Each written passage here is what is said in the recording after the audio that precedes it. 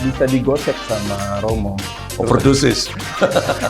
Adakah kemarahan-kemarahan atau Ya, kalau kemarahan dalam hati ini tadinya masih ada sedikit.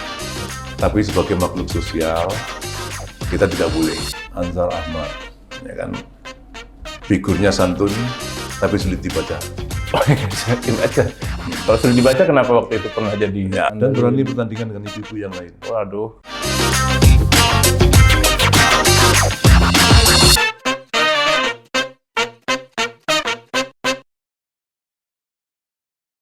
Jadi dulu ada hal yang lucu. Almarhum orang tua saya waktu itu Danres, Komandan Resort Kepolisian Yogyakarta. Kapolres itu? Enggak, Danres itu sekarang Kapolres waktu itu ya. Iya. Waktu itu Danres. Nah, dan waktu itu di era Orde Baru, istri-istrinya itu tergabung dalam yang namanya HWK. Himpunan Wanita Karya. Sekarang bentukannya banyak. Golkar. Oh. Bentukannya Golkar. Nah, Iya. ibu saya karena jabatan bapak saya otomatis dia Golkar.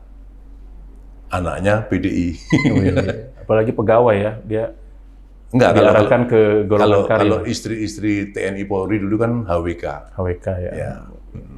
Terus kiprah politik di Batam. Ya. Waktu itu Romo memulainya dari mana? Di DPC atau saya Rating memulai pada waktu saya tinggal di Batam. Saya masuk Batam tahun 87. Status saya dulu adalah anggota Balitbang. Anggota Balitbang. PDI Perjuangan di bawah pimpinan Pak Kwik Kian Gi. Ya, jadi saya anggota Balitbang di Komisi Kesra, Kesejahteraan Rakyat. Nah, itu di struktural partai saya di Balitbang Pusat. Nah, kalau di struktural partai di Batam, saya mulai dengan saya ini bendahara pengurus anak cabang PDI Perjuangan Kecamatan Nongsa. Jabatan saya. Ya, Benar-benar dari bawah ya. Terus kemudian Kepala Balitbang DPC PDI Perjuangan Kota Batam. Tertarik sama PDIP itu dasarnya Ya. apa? PDIP adalah partai ideologis. Ideologinya jelas. Dulu pilihannya cuma 3 ya? P3, Golkar, dan dan PDI Perjuangan. Perjuangan. Nah, satu-satunya kalau menurut saya yang ideologinya tuh mantap dan mapan adalah PDI Perjuangan. Nah, yang lebih membuat ketertarikan saya adalah bahwa di PDI Perjuangan itu menjunjung tinggi yang namanya kemajemukan dan kebinekaan.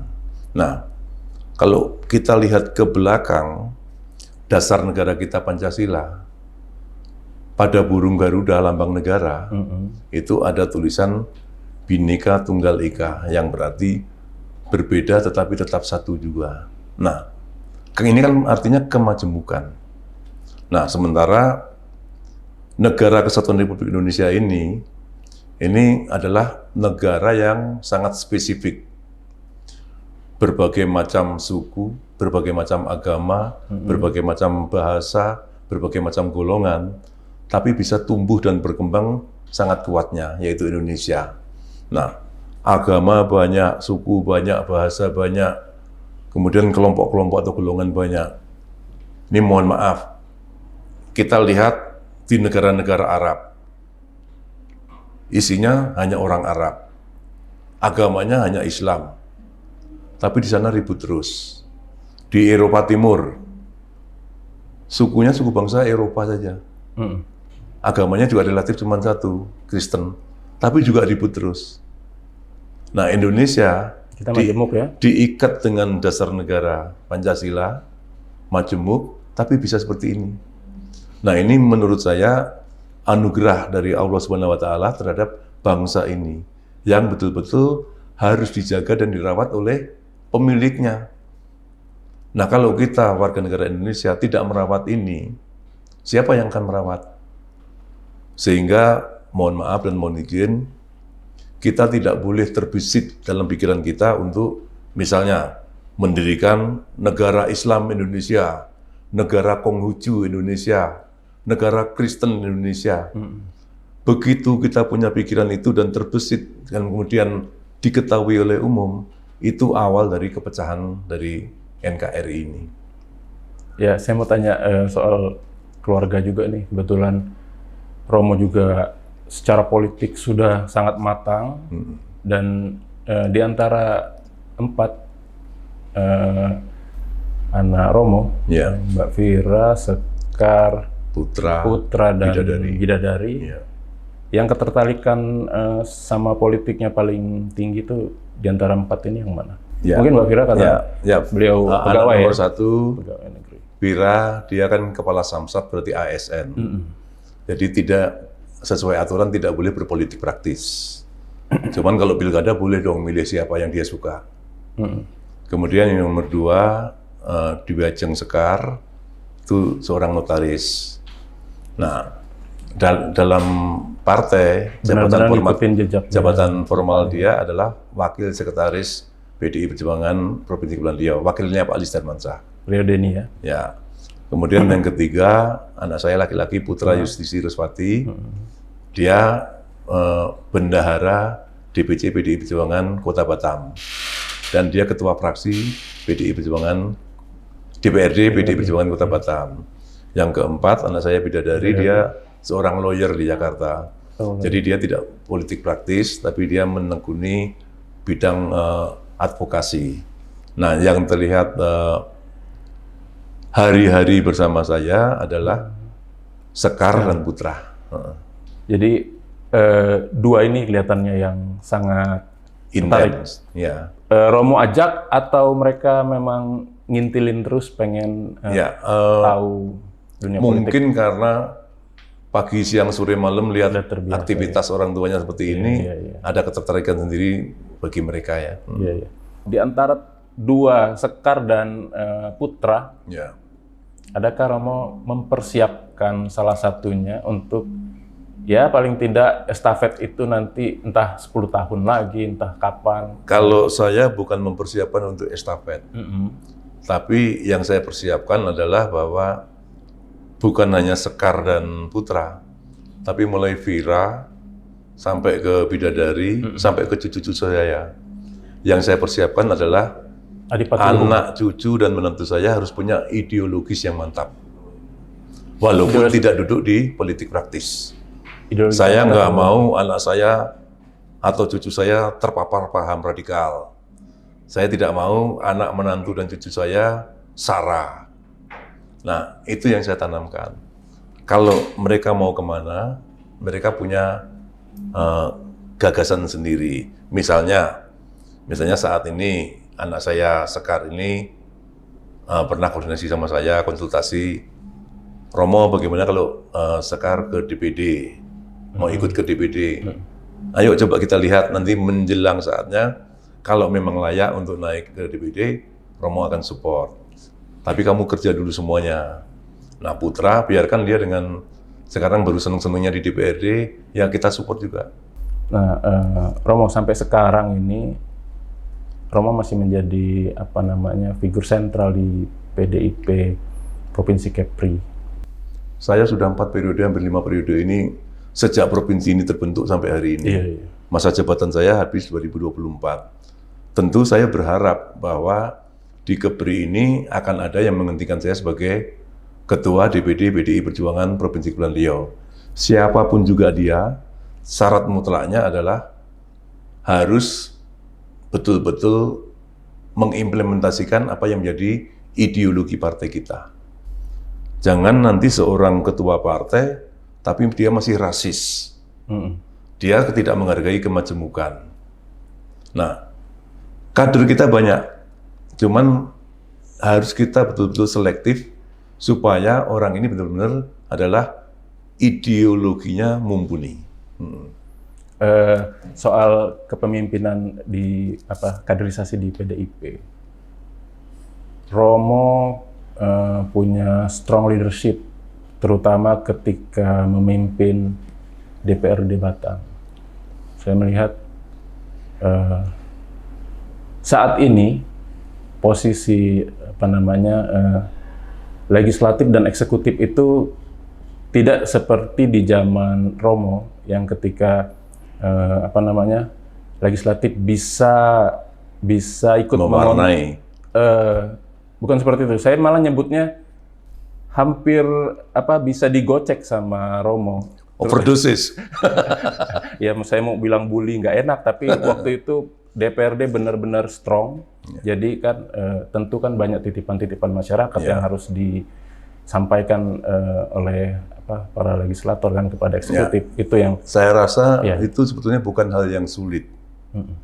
Sejauh pimpinan DPRD dan juga semua anggota DPRD mengetahui dan memahami dengan baik dan dengan benar semua produk-produk hukum yang mengatur tentang pemerintahan. Kalau kita di Kepri berarti pemerintahan daerah, undang-undang pemerintahan daerah, ya kan, undang-undang susduk DPRD. Sebetulnya legislatif itu sangat kuat. Nah, posisinya sangat kuat, iya. Tanpa ketok palu, eksekutif nggak bisa apa-apa. Itu maksud saya. Ya kan? Ini sebetulnya bargaining power yang sangat kuat. Iya. Ya kan? DPRD mengemban amanah rakyat. Jaring asmara, menjaring aspirasi masyarakat. Kalau hanya sekedar menjaring tapi nggak merealisasikan, ya nggak ada gunanya. Kadang untuk merealisasikan, mohon maaf, terkadang bertabrakan dengan eksekutif. Eksekutif sudah menentukan ABC. Nah, boleh aja eksekutif silakan menentukan ABC. Saya punya DEF. Nah, kalau mau laksanakan ABC, DEF.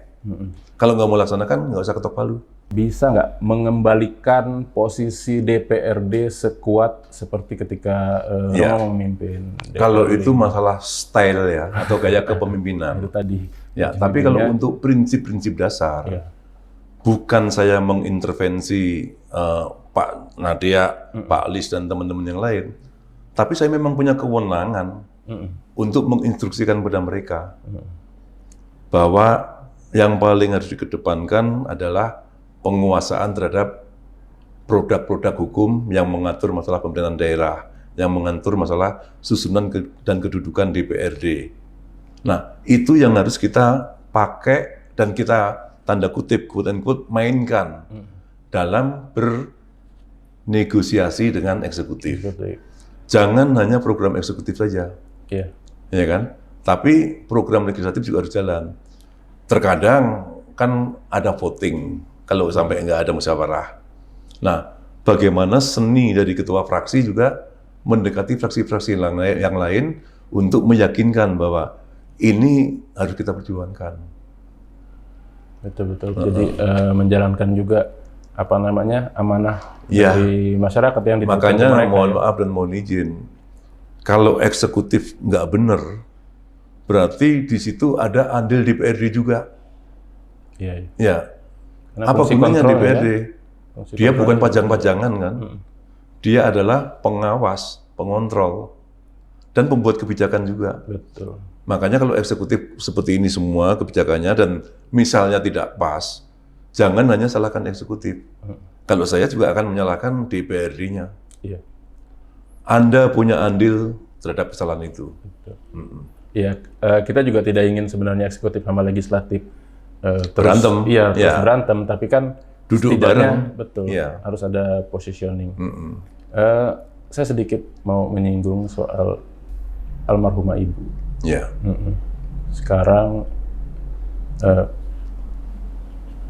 Suryo harus berjalan sendirian.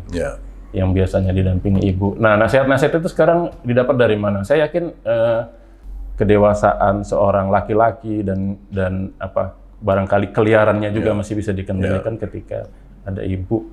Nah, sekarang siapa yang menggantikan peran itu? Jadi, adakah wanita lain atau dari anak-anak atau gimana?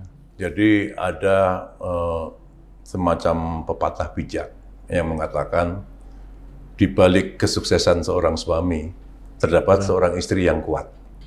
Ya, itu harus kita akui. Nah, tapi sisi yang lain sebagai umat beragama, kita juga harus bahwa semua dari kita ini adalah milik Allah dan pada saatnya akan kembali ke Allah. Nah, kebetulan almarhumah istri saya sudah dipanggil Allah mendahului saya.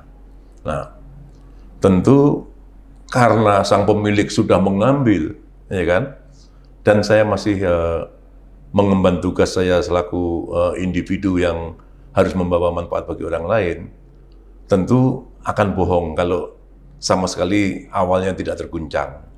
Nah, awalnya memang terguncang, tapi kita harus tetap kuat bahwa justru kalau kita terguncang berarti akan mengecewakan almarhumah.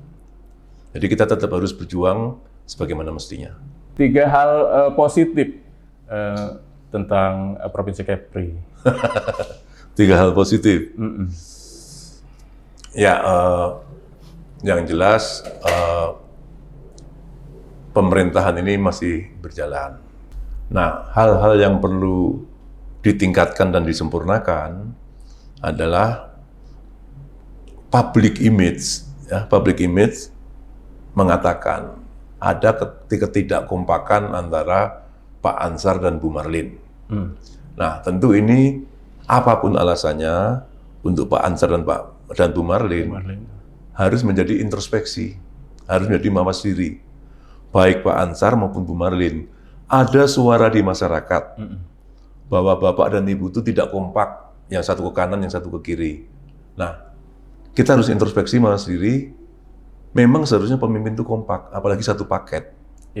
Dan saya mendoakan, insya Allah Pak Ansar dan Bu Marlin bisa kompak dan bisa menjawab apa yang disampaikan oleh masyarakat, bahwa beliau-beliau tidak kompak, jawablah dengan kekompakan. Karena akan mengganggu juga kinerja. Akan mengganggu kinerja, baik kinerja agenda di internal Pemprov Kepri, maupun di pemerintahan, maupun dalam masyarakat sehari-hari.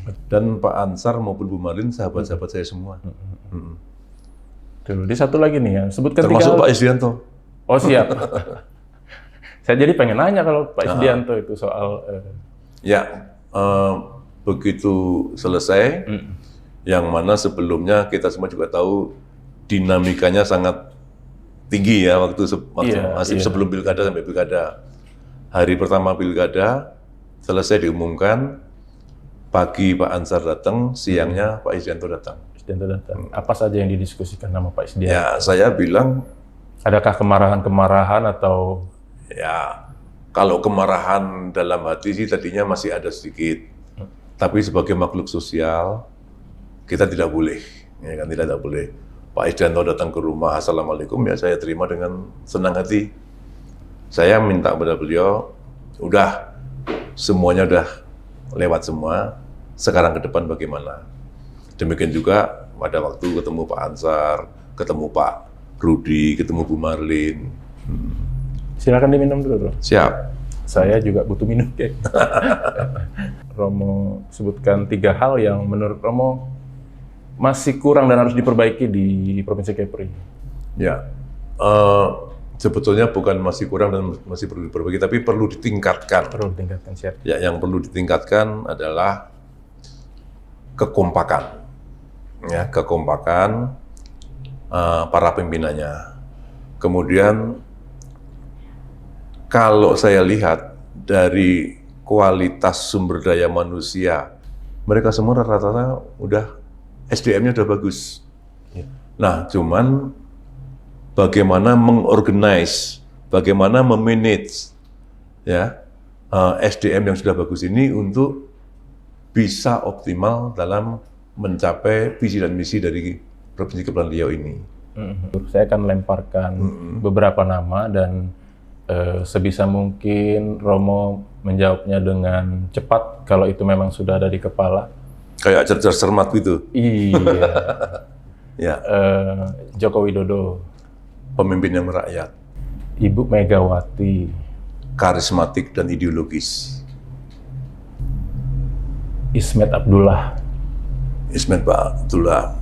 Beliau pada masa lalu bagus dan ide-idenya bisa jadi panutan. Haji Muhammad Sani. Haji Muhammad Sani seperti kakak untuk saya. Rudi,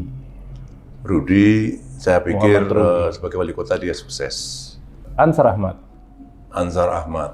ya kan, figurnya santun tapi sulit dibaca.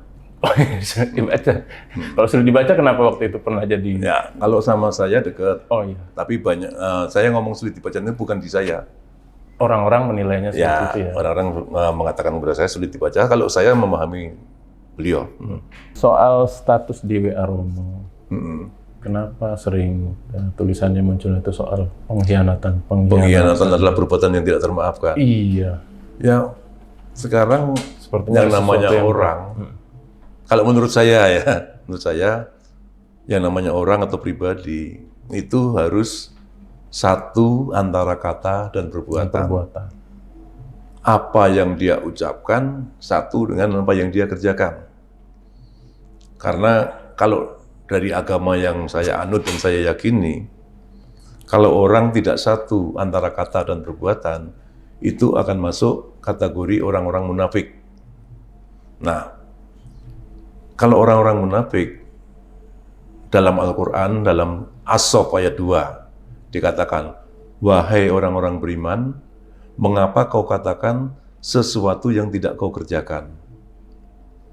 As-Saff ayat 3-nya mengatakan, sungguh merupakan kebencian bagi Allah, bagi mereka yang mengatakan sesuatu yang mereka tidak kerjakan. Nah, kalau kita agak nakal, ya ngomong aja agak nakal. Jangan kita agak nakal, kita bilang ustadz, ya kan? Saya ini ustadz loh, tapi saya bukan ustadz. Ya. Kan munafik kita.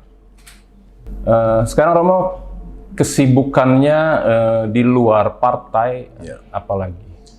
Kalau pekerjaan, saya masih mengelola firma hukum Respati dan Rekan.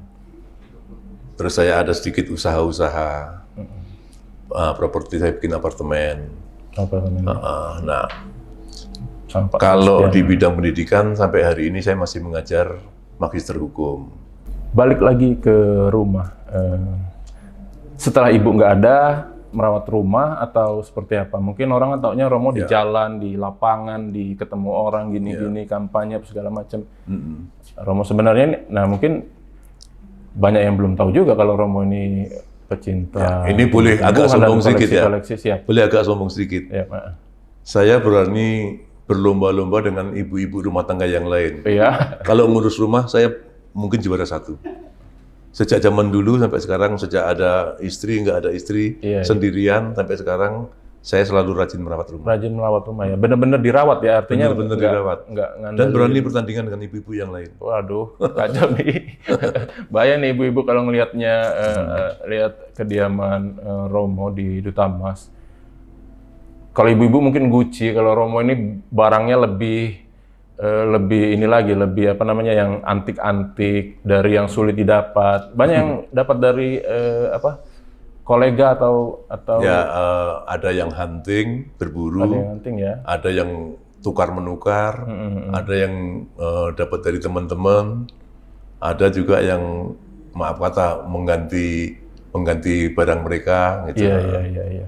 Di antara koleksi-koleksi Romo, baik yang barang-barang antik maupun Romo ini juga kolektor keris, terus ada Gucci. Iya. Itu yang mana yang paling Romo? Semua saya perlakukan sama.